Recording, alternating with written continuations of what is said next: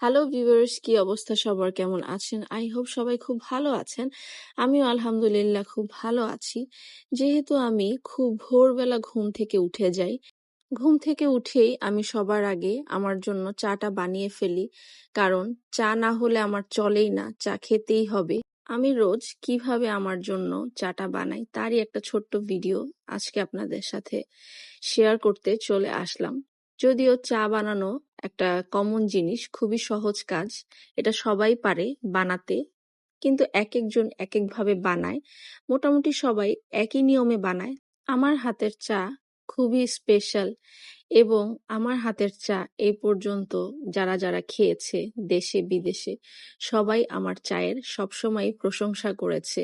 আমার বাসায় যখন কোনো গেস্ট আসে, সর্বশেষ যাওয়ার আগ মুহূর্তে আমার হাতের চা না খেয়ে যাবেই না, এইরকম একটা অবস্থা।